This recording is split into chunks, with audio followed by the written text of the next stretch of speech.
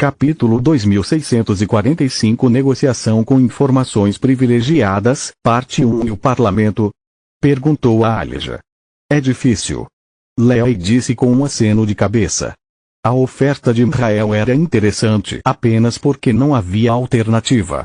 Quer dizer, ir para a árvore nos dá mais espaço, novos vizinhos e acesso ao conhecimento deles, mas é só isso. Ainda temos medo dos humanos e ressentimos dos animais, mas finalmente poder vagar livremente por Mogar ainda é um sonho realizado para a maioria do meu povo. Se é assim que você se sente, por que a decisão está demorando tanto?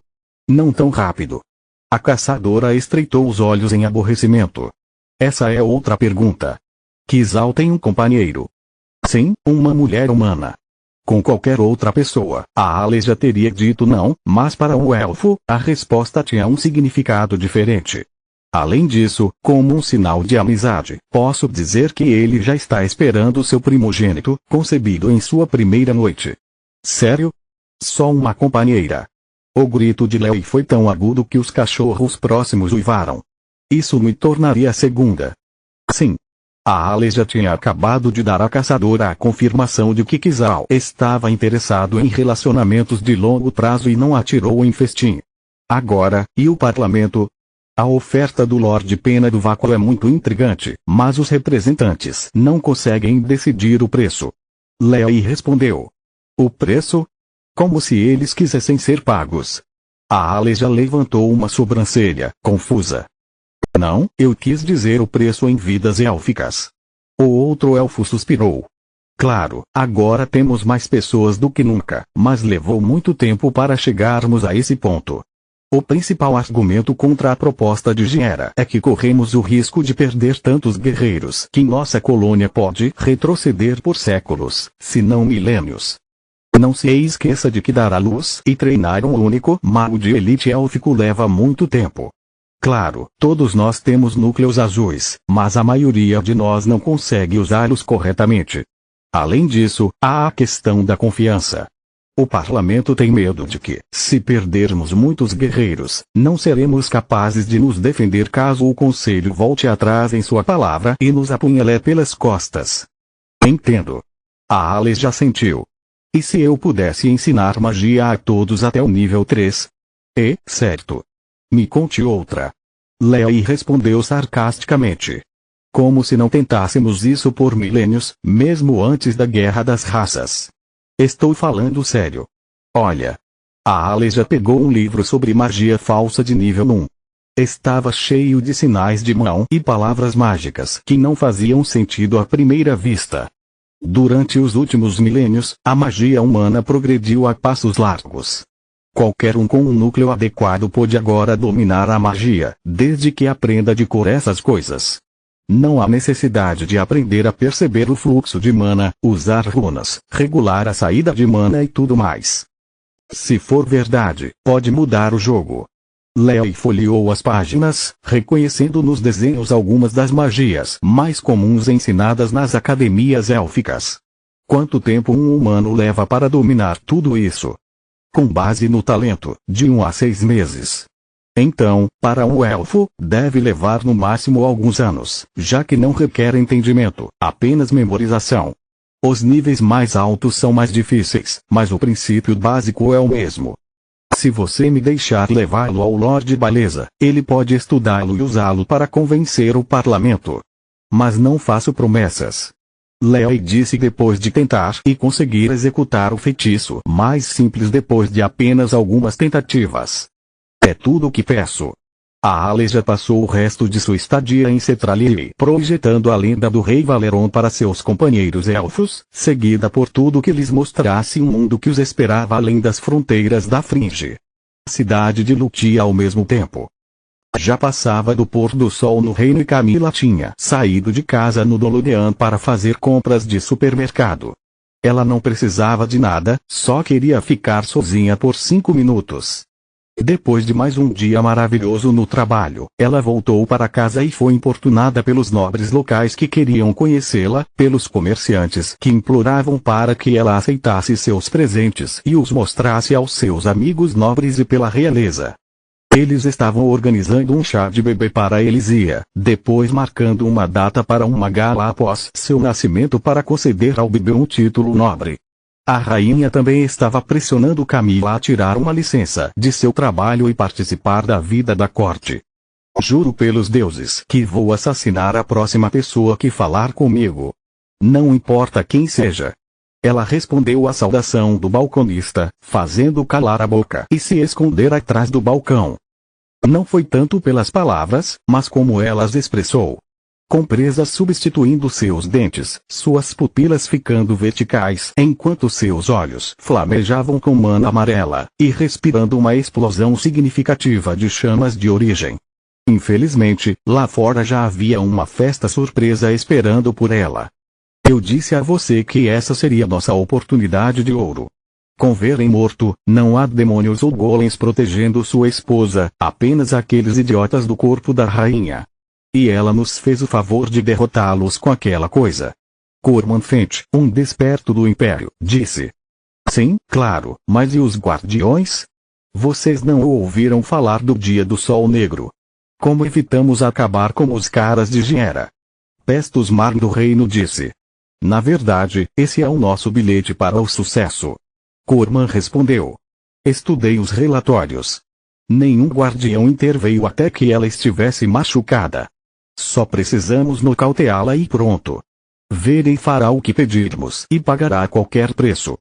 Tudo que temos que fazer é manter a esposa dele inconsciente para termos acesso ilimitado a chamas de origem, metais encantados e mais cristais do que jamais precisaremos.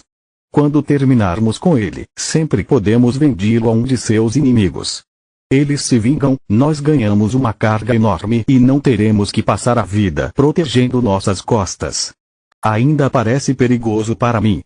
Pestos ponderou riscos e recompensas enquanto mantinha a si mesmo e seu potencial cúmplice à distância. Ouvi dizer que hoje é a vez de Salark. Não seria melhor esperar por Legain?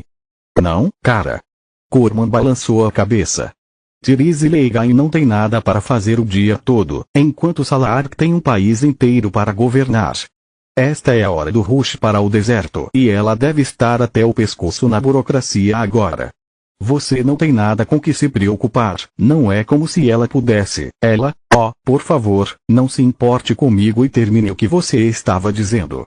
Salark apareceu de repente na esquina, caminhando lentamente em direção a eles com um sorriso caloroso no rosto. Dê-me algumas ideias. Deserto de sangue, dentro do Fringe, no local do ritual. Lee tinha acabado de carregar todos os círculos mágicos e estava prestes a entrar no coração do complexo. Então, o que você vai perguntar?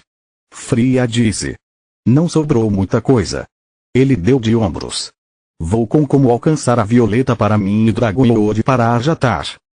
Capítulo 2646 Negociação com informações privilegiadas, parte 2. Por que não adicionar algo sobre o núcleo branco, suas tribulações mundiais ou magia da criação? Kila perguntou. Não há sentido em desperdiçar um espaço para perguntas. Mesmo que a resposta não faça sentido, ela ainda pode apontar a direção certa. Esse é exatamente o problema. Lit respirou fundo algumas vezes enquanto estudava seu próprio peso corporal, a sensação de seus músculos tensos e o fluxo de mana através de seu corpo. Assim como Solus, ele ainda pensava em si mesmo como um humano e sempre manter sua forma original não ajudou. Ele queria carregar sua massa para dentro do espaço mental para ter uma chance de lutar contra as aparições. Diga-me, Kila. Se você estivesse no lugar de Mogar e eu pedisse para você me ensinar os segredos da magia dimensional com um único holograma, como você faria isso? A pergunta a surpreendeu e ela levou um tempo para refletir o suficiente para encontrar uma resposta decente. Isso seria impossível.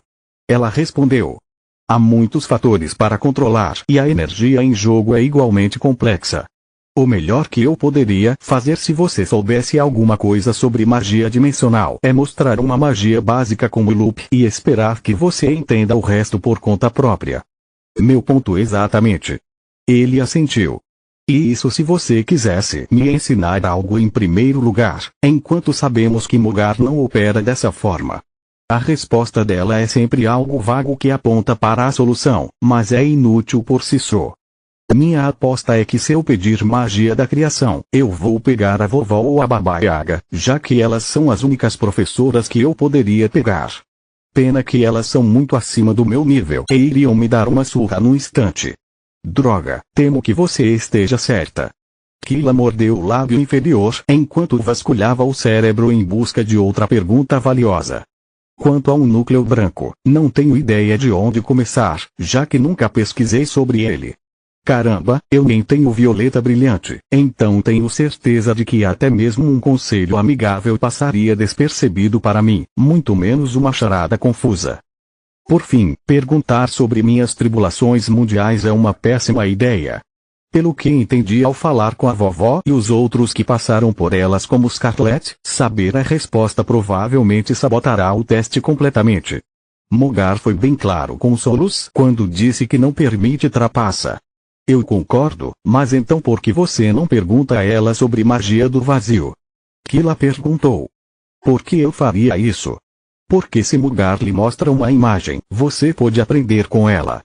Se eles invocarem seu próprio eco, em vez disso, você pode combiná-lo com certeza.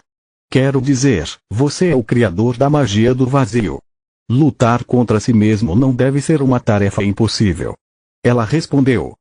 Você é um gênio, pequena. Lit bagunçou seu cabelo, arrancando muitos xingamentos dela, tanto pelo apelido quanto por tratá-la como uma criança. Eu sou mais alta que Solus, droga. Ela fez beicinho enquanto apontava para sua amiga que ainda ria. Sou alta por dentro e ele sabe disso. Solus riu. Lit entrou no coração da formação mágica e sentou-se de pernas cruzadas no meio do círculo final antes de energizá-lo com uma gota de seu sangue. Ele fechou os olhos, sentindo-se arrastado em direção à luz de uma forma assustadoramente semelhante às duas vezes em que morreu.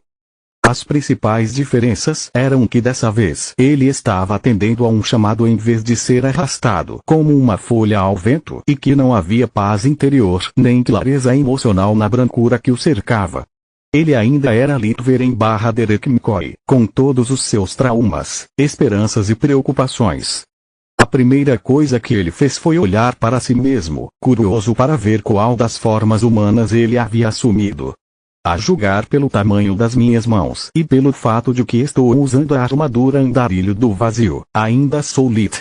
Acho que depois de quase 20 anos me acostumei com meu novo rosto.